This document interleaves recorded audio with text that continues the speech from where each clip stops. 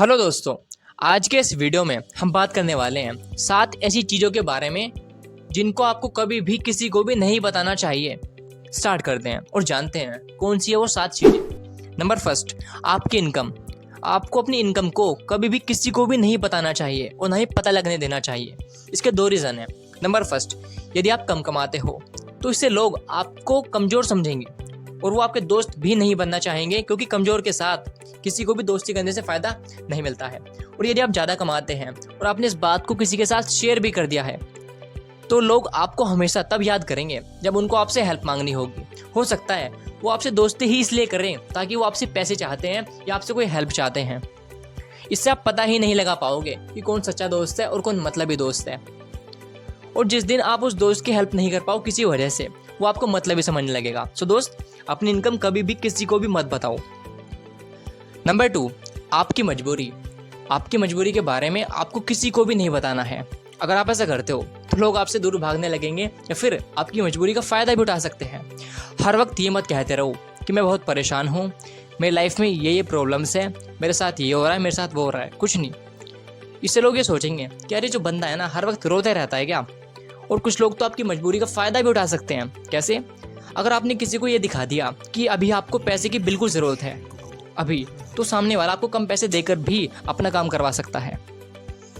Number 3, अपनी past mistake और futures plan भी किसी को मत बताओ। ये बात आपको थोड़ी अजीब लग रही होगी, लेकिन दोस्त सच है।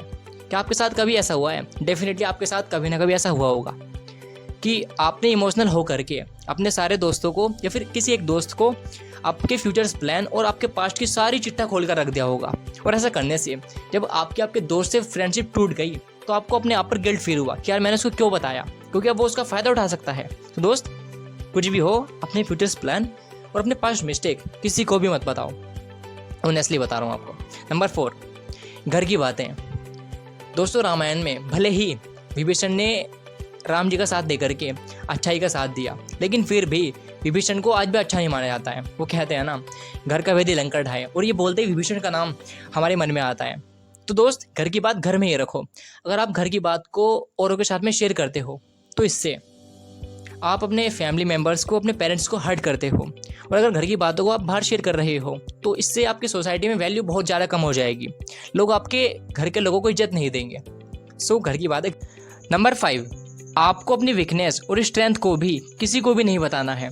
अगर लोगों को आपकी वीकनेस और आपकी स्ट्रेंथ के बारे में पता होगा तो वो आपको आसानी से बिल्कुल ईजिली मैनिपुलेट कर पाएंगे, जो कि आप नहीं चाहते हो। अगर आपके दोस्त के साथ आपका झगड़ा हो जाता है जिसको आपने ऑलरेडी ही अपनी स्ट्रेंथ और वीकनेस बता रखी है, तो आपको बहुत ज़्यादा हर्ट कर सकता है।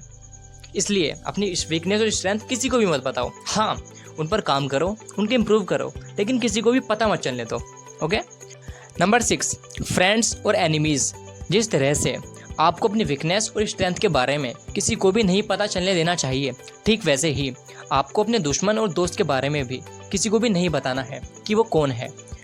जब आपके दुश्मन को ये पता चलेगा कि आपका दोस्त है कौन, तो वो आपके दोस्त को आपके खिलाफ भड़काने की कोशिश कर सकता है।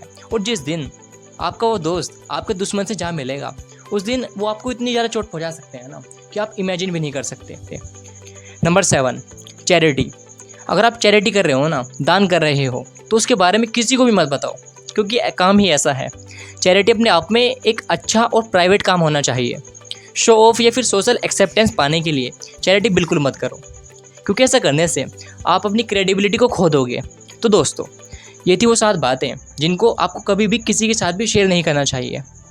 आप कमेंट में मुझे ये बता सकते हैं कि ऐसी और कौन सी बातें हैं जिनको हमें किसी के साथ भी शेयर नहीं करना चाहिए। मैं मिलता हूँ आपसे नेक्स्ट वीडियो में। अगर आपने हमारे चैनल को सब्सक्राइब नहीं करा है तो आप इमीडिएटली सब्सक्राइब बटन पर हिट करके बेल नोटिफिकेशन ऑन कर सकते हैं, सो दैट आपको इसी तरह की वीडियो मिल सके, आप खुद को इंप्रूव कर सके। मैं मिलता हूँ आपसे नेक्स्ट वीडियो में। तब तक के लिए सीखते रहिए, ग्रो करते रहिए, and I love you all.